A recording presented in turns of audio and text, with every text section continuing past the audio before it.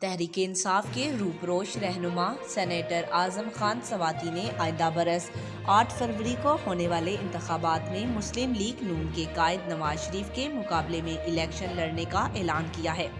Senator Azam Khan Swati کی ایک video Pakistan Tehreek Insaf کے سوشل میڈیا پیج پر جاری کی گئی ہے، جس میں اعظم سواتی منصیرہ سے قومی اسمبلی کے حلقے میں نواز شریف کے مد مقابل الیکشن لڑنے کی خواہش کا اظہار کر رہے ہیں۔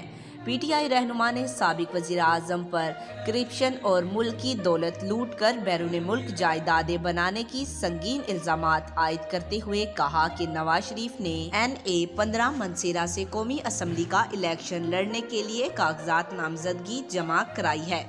اعظم سواتی کا کہنا تھا کہ اگر میری جماعت نے مجھے ٹکٹ دیا تو میں نواز شریف کا مقابلہ کروں گا اور منصیرہ کی غیور عوام، مائیں بہنیں اور بھائی 8 فروری کو مجھے اور تحریک انصاف کو جتوا کر اپنا پیغام دیں گے۔ یاد رہے، مسلم لیگ نون کے رہنما کیپٹن ریٹائرڈ صفدر عوان نے منصیرہ سے نواز شریف کے کاغذات نامزدگی حاصل کیے تھے اور ان کا کہنا تھا نواز شریف منصیرہ سے قومی اسمبلی کا الیکشن جیت کر چوتھی مرتبہ ملک کے وزیر اعظم بنیں گے اور عوام کے مسائل کا حل نکالیں گے۔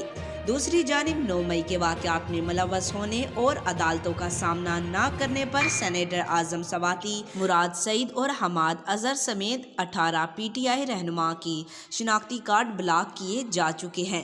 آج تک کے لیے اتنا ہی۔ مزید ایسی معلوماتی ویڈیو دیکھنے کے لیے ہمارے چینل کو سبسکرائب کریں۔ ملتے ہیں اگلی ویڈیو میں، تب تک کے لیے اللہ حافظ۔